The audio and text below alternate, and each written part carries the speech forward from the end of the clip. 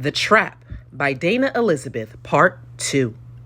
Cherry was ecstatic about the upcoming trip to visit Randy. She had been preparing now for weeks.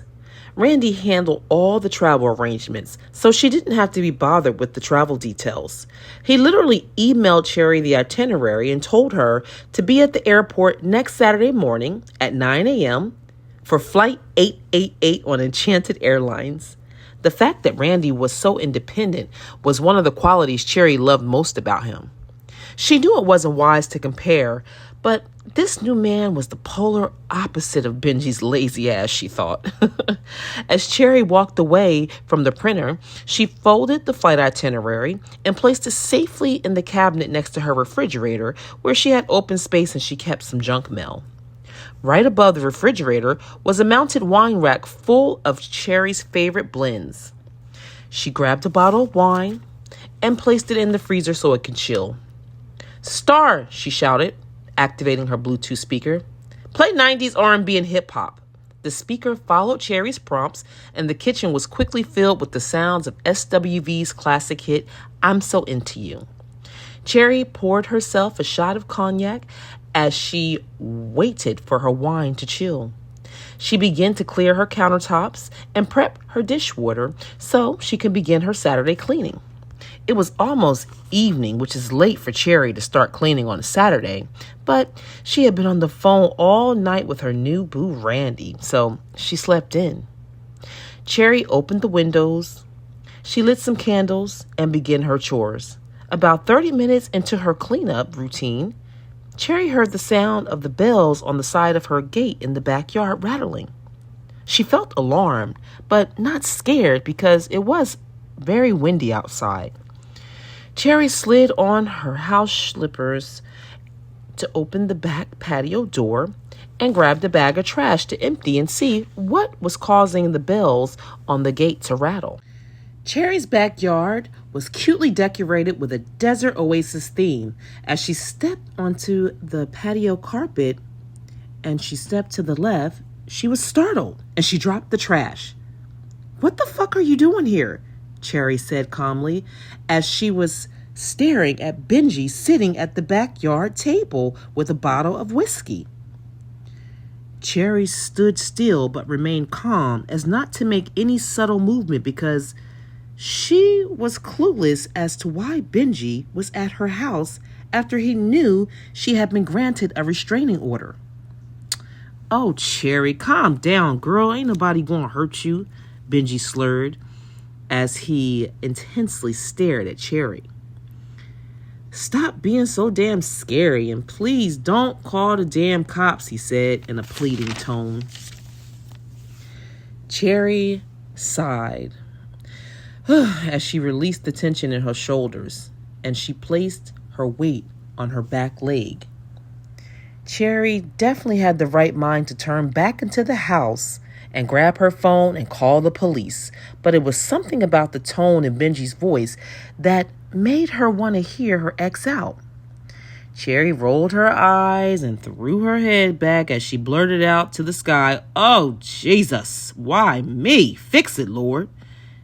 Cherry glanced over at Benji sitting at the patio table looking pitiful, obviously drunk, and she asked, "How long have you been out here, you peeping Tom?" Cherry's tone was very sarcastic but lighthearted, as not to sour the moment with any anger or rudeness. As she leaned down to gather the trash that she dropped, Benji rushed over to help her. "I got it," he said while taking the bag from Cherry's hand. She didn't resist or try to control the situation. She allowed Benji to clean up the mess while he did it quickly and placed the bag in the dumpster. While Benji was coming back to the backyard table, he noticed Cherry had gone back inside. But before he could think of any negative thoughts, she was back outside, walking up to the table with her chilled bottle of wine and 2 wine glasses. Benji was shocked, but happy at the same time to see that Cherry was willingly ready to participate in this unexpected sit-down with him. Since Benji had officially left the couple's home, everything became really real to him regarding the fact that the life he once knew with Cherry was now quickly becoming a thing of the past. The two sat there relaxed, and they sipped back in their chairs, quietly waiting for each other to break the ice. Cherry slowly poured herself a glass of wine. "Would you like a glass?" she asked Benji. "No, I'm good," he said, as he grabbed his bottle of whiskey, which he hadn't seemed to put a dent in yet. "Since when did you start drinking from the bottle?" Cherry asked with a surprised expression on her face. "Now, I know you being funny," Benji replied, as he placed the bottle to his mouth and took a long swig of the whiskey. "Cherry," Benji began, "this is all so new to me. I don't want to be all mushy, in my feelings, but I don't even know what's going on. Like, I didn't think I would miss your ass this much. It's crazy," he continued. "It's like we're together, I get so annoyed by everything, and now that we're apart, all the same things that I was getting annoyed about is what I miss the most." "Ugh," he sighed. "Don't act like you don't miss me too," he snapped at Cherry as he watched her cover her face, trying not to show him that she was cracking a smile. Now, Benji was not the type to communicate how he was feeling, so although it was officially over, Cherry sat quietly, amazed at Benji's honesty about how he was processing the breakup. Cherry quietly sipped while listening to every word. This is literally all she ever wanted. The conversation quickly took a turn as the sounds of Notorious B.I.G., featuring Total, the hit record Can't You See, thumped through the window. "Oh, that's my jam," Cherry said as she snapped her fingers and bopped her head to the beat while reciting every word to the melodic hook. That song was the official icebreaker of the evening. Although the two had toxic memories, they had a lot of good ones too. Cherry and Benji sat in the backyard.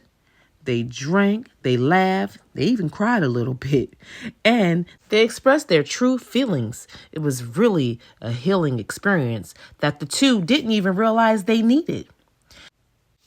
Cherry was having so much fun, she had literally forgot about everything she had going on in the world, including Randy.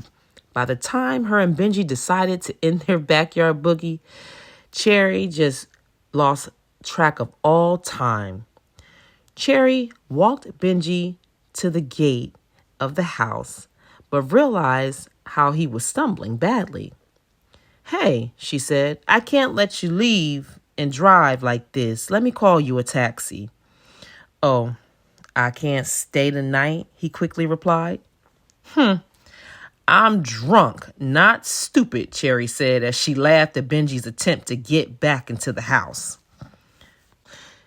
"You're such a hater," he said as he positioned himself on the bench in front of Cherry's house. "Hold on 1 minute," she said. "Let me go and grab my phone." Cherry quickly ran into the kitchen to grab the phone that had been sitting on the charger. "Wow," Cherry said as she viewed the 50 notifications on her lock screen. She knew her and Benji were in their own world, but all the notifications made her feel panicked as if something had happened to someone. When she looked closer, she quickly realized 45 of the 50 notifications were from Randy. Red flag instantly appeared in her mind, but she was so tipsy and tired, and she had to call Benji's taxi, so Cherry just totally disregarded everything and focused on her goal to call the taxi. Cherry was tired. She wasn't even going to stress over the missed calls. I mean, Randy wasn't even her man. He was just someone trying to suit her and court her at the time. A little strange, but Cherry was exhausted and she wanted to make sure Benji made it home safe and sound. As Cherry went back outside to tend to Benji, the taxi was approaching. She advised Benji to just leave his keys with her, and that way she would drive him his car in the morning. He happily agreed as Cherry closed the taxi door and stumbled back inside her house. She closed all the windows and the blinds. She turned off her phone as she passed out on top of the bed with all of her clothes still on. Part 2.